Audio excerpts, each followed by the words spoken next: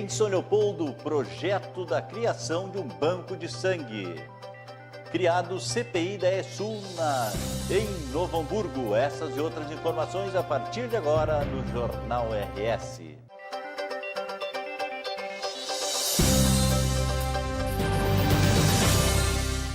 Jornal RS está no ar. Para viver com animais de estimação em áreas coletivas, seus donos devem seguir várias regras. Veja na matéria da TV Caxias. Possuir um cão, gato ou qualquer outro animal de estimação é um direito de propriedade amparado pela Constituição Federal no seu artigo 5º da Constituição Federal. No entanto, para viver em coletividade com o bichinho, é necessário seguir algumas regras.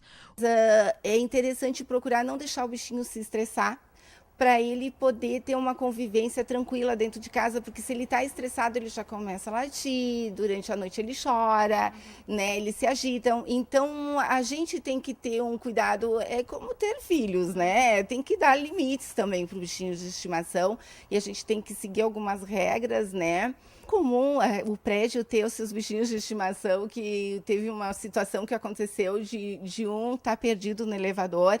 Então foi uma correria de procurar onde é que está o dono, sabe? Ele estava perdido, e aí a gente fica com aquele, já traz para casa, dá uma aguinha. É bem interessante o carinho que todo mundo se sensibiliza para procurar onde é que está o dono, né? Estão cuidando um do cãozinho do outro e querem bem, é bem legal, é bem interessante. Se convive muito bem em condomínio com os bichinhos de estimação. Mas atualmente a sociedade tem demonstrado grande preocupação com a condição dos animais e seus direitos. Que não existe nenhuma proibição legal em nível nacional, municipal e nem estadual que fale que os animais são proibidos. Bem como a Constituição Federal já diz que é permitido sim a convivência em qualquer lugar, né, dos animais. Este meu projeto vem para corroborar, dizer que sim, que os animais podem estar convivendo, né, com as pessoas, desde que haja posse responsável. O que é a posse responsável? É o proprietário, dono do animal, né, manter seu animal sob cuidado, dar água, dar comida, não atrapalhar os vizinhos, né, e também manter a higiene no seu apartamento, nos locais que transita o animal. Então, gera a obrigação das pessoas, bom, tu vai ter teu animal, mas tu vai ter que cuidar bem dele e não atrapalhar o sossego do vizinho, e também, né, de eles poderem circular livremente nas áreas do condomínio. Para a professora Rosmari Rodrigues, uma ótima iniciativa, pois garante aos segurados o bem-estar e o convívio social. Eu acho super importante, porque tem a questão das pessoas que têm que mudar às vezes, né? Por causa de aluguel, por causa de trabalho, né? Por causa de estudos. E aí o que elas vão fazer com seus bichinhos, né? Deixar onde?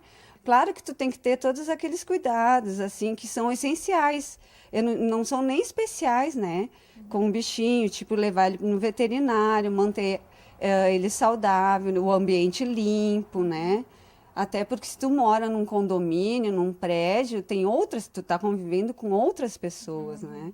A veterinária Gabriela destaca os cuidados que são necessários para manter um animal dentro das residências. Os animais que ficam praticamente dentro de casa, apartamento, condomínios, né? O que eu aconselho sempre é um banho por semana, ou em casa ou num pet shopping, né? Manter sempre, se for dar um banho em casa, por exemplo, manter sempre o cuidado de estar bem lavado, lavar bem a pele, o pelo, escovar bem, secar principalmente, para não deixar a pele úmida, para não ter perigo de uma bactéria proliferar naquele local, daqui a pouco ela está com uma dermatite. Fazer com que os animais saiam, passeiem todos os dias, num horário de não muito sol, não muito quente, né, para manter essa rotina. No caso, como bichinhos assim que estão acostumados a viver soltos, assim, o que tu acha, assim, prejudica a saúde eles ficarem dentro de apartamentos ou dentro de casa? Tem algum fator que pode prejudicar eles nesse sentido? Não, eu acredito que não.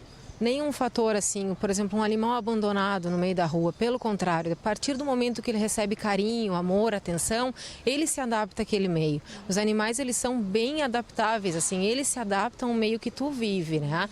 Se o animal aprende a conviver com as regras do condomínio, é um ganho, tanto para os donos quanto para a vizinhança, sendo que a cada dia é mais comum os bichanos ganharem o status de membro da família. TVNH nos traz detalhe da CPI sobre a ESUL criada na Câmara de Vereadores de Novo Hamburgo. Na manhã desta sexta-feira, os integrantes da CPI da ESUL realizaram 4 oitivas. O presidente da CPI, Luiz Fernando Farias, afirmou que os depoimentos mostraram a fragilidade dos serviços prestados pela concessionária. Ele destacou ainda que nesta semana começaram os trabalhos de campo. Bom, uma saudação aos espectadores da TV NH.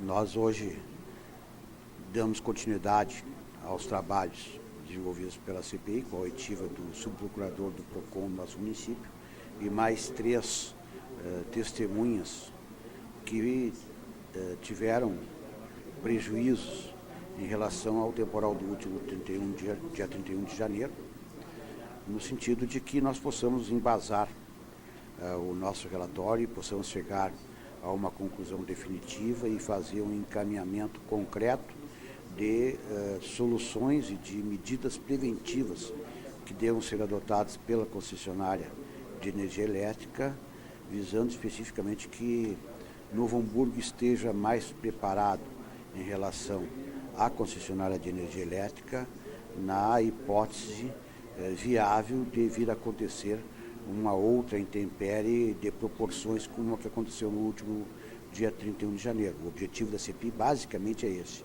é não deixar para que nós nos esquecemos do temporal que aconteceu depois que as coisas se acalmarem e só voltemos a pensar em medidas para solucionar problemas quando acontecer um outro temporal. Nós queremos que nós tenhamos medidas preventivas para que quando vier um próximo temporal a cidade esteja melhor preparada e a nossa comunidade possa sofrer danos mínimos em relação ao serviço de energia elétrica no nosso município.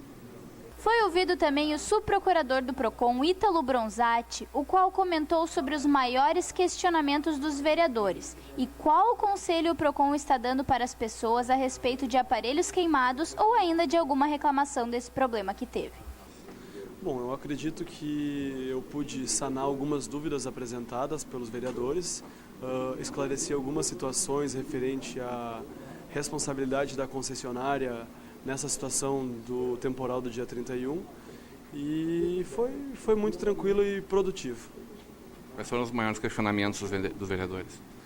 Principalmente nas medidas, atitudes que serão tomadas pelo PROCON quanto à prestação do serviço da concessionária e o que pode ser feito agora, tanto pelo PROCON quanto pelos consumidores. Qual é a orientação que o PROCON está dando para os consumidores, né, diante de um aparelho queimado em casa ou de alguma reclamação que tem ainda em relação a esse problema que teve? Bom, o consumidor que teve algum produto danificado decorrente da descarga elétrica, a orientação do PROCON é primeiramente a registrar um protocolo junto à empresa.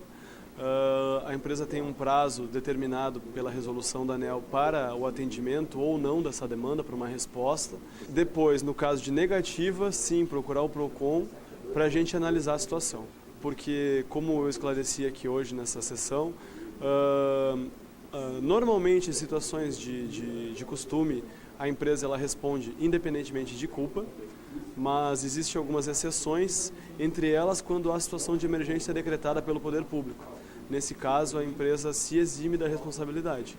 Então, a orientação primeiramente é tentar, junto à empresa, buscar esse ressarcimento e, se não for o caso, pode buscar o PROCON ou, inclusive, o Poder Judiciário, através do Juizado Especial Civil, para tentar satisfazer o pleito do consumidor.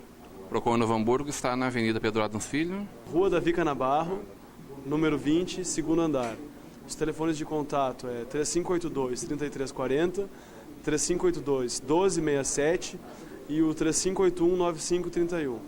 É importante também deixar registrado o e-mail para contato com o PROCON, que o consumidor, o contribuinte que se sentir lesado e quiser tirar alguma dúvida, pode entrar em contato também com a gente. É o procon@novohamburgo.rs.gov.br. Em quaisquer destes canais, o consumidor pode buscar informações e a gente vai estar à disposição para respondê-las.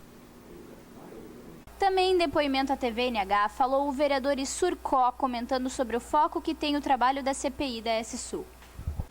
Bom, o trabalho da CPI da S-Sul, na verdade, ele tem como cunho trazer informações e prazos com soluções para a comunidade, né? A gente quer primeiro fazer um levantamento de quem são, digamos assim, os responsáveis e culpados por todo o incidente que a cidade de Novo Hamburgo sofreu, com esse tanto tempo sem luz e simplesmente sem atendimento à comunidade.